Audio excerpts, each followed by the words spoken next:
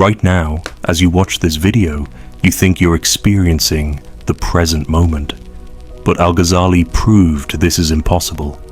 What you call now is actually a prison cell, and most people live their entire lives without ever realizing they're trapped. 900 years ago, a man sat in his study in Baghdad, surrounded by the greatest books of his time. His name was Abu Hamid Al-Ghazali, and he was considered the most brilliant mind in the Islamic world. Students traveled for months just to hear him speak. Kings sought his counsel. But on this particular night, something happened that would shatter everything he believed about existence itself. He was reading Aristotle's concept of time when a simple question arose in his mind.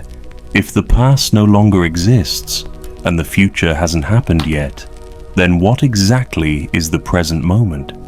This question, this innocent, seemingly academic question, would lead him to a discovery so profound, so disturbing, that it would change not just his life, but our understanding of reality itself. Let me show you what Al-Ghazali discovered. Right now, try to catch the present moment. Try to hold on to now. Can you feel it slipping away? The moment you think this is now, it's already gone. It's become the past. So where exactly is the present moment? When does it actually exist? Al-Ghazali realized something terrifying. The present moment has no duration. It's infinitely thin. It's the razor's edge between what was and what will be. And if it has no duration, no thickness, no substance, then it doesn't really exist at all. But here's what broke his mind completely. If there is no present moment, then when are you actually alive? Think about it. You can't live in the past. It's gone. You can't live in the future.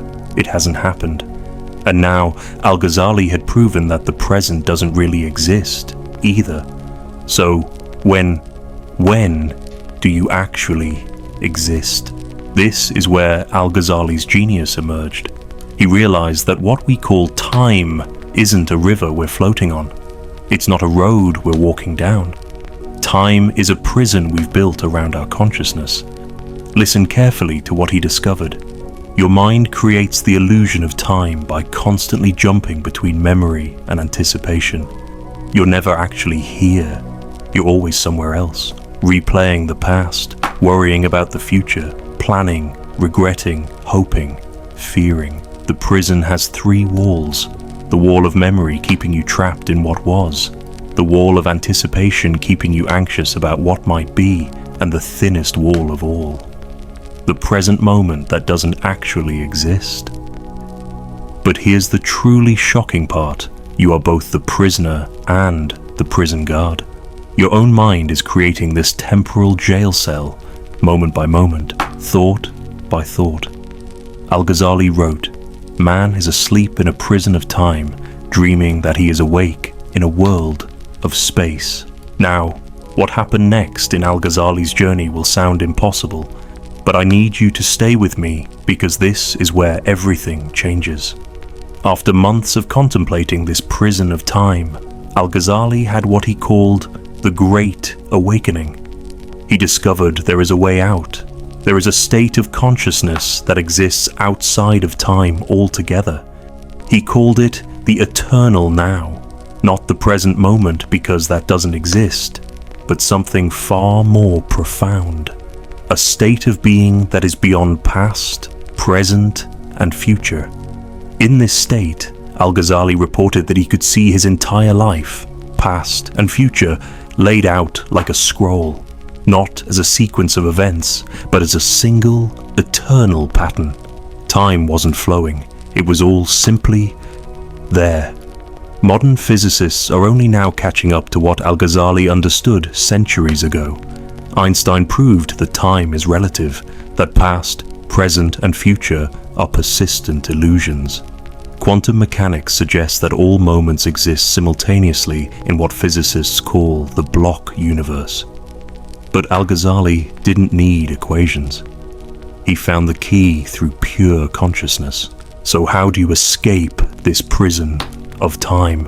Al-Ghazali developed what he called the practice of eternal presence. It's not meditation as most people understand it. It's not trying to be present because, as we've established, the present doesn't exist.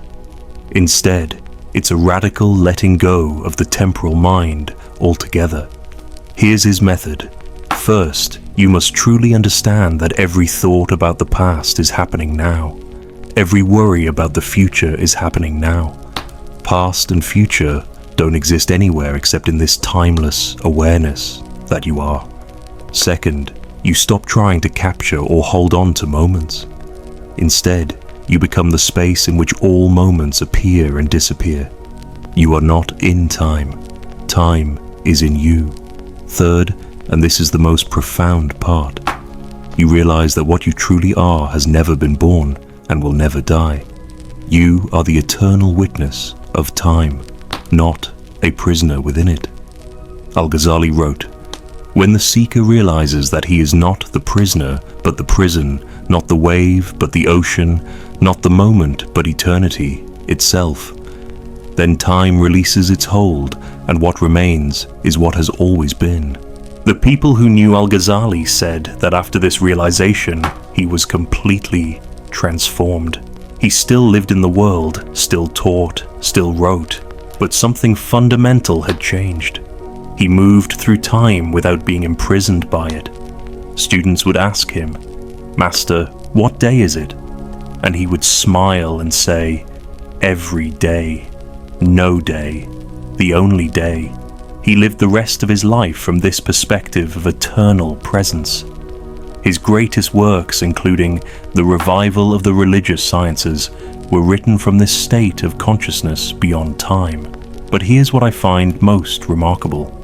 Al-Ghazali claimed that this liberation from time didn't make life less real.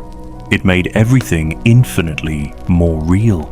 Colors became more vivid, relationships more authentic, every moment more precious precisely because he was no longer trying to capture or control time.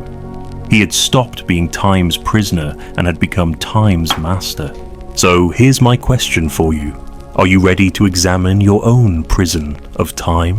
Are you ready to see how your mind creates this temporal cage that keeps you from experiencing the eternal now that you truly are?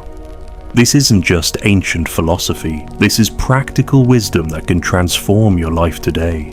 Because once you understand that time is your creation, not your master, everything changes. The anxiety about the future, the regrets about the past, the constant feeling of not having enough time. All of these dissolve when you realize that you are the eternal consciousness in which all of time appears. Al-Ghazali's secret isn't just that time is your prison. His secret is that you are the one who holds the key. In our next video, we'll explore Al-Ghazali's practical techniques for living from this eternal perspective in your daily life. But first, I want to know, have you felt this prison of time in your own life? Share your experience in the comments below. Remember, you are not in time. Time is in you, and that changes everything. Don't forget to subscribe for more ancient wisdom that transforms modern life. And if this video opens something for you, share it with someone who needs to escape their own prison of time. The key is in your hands.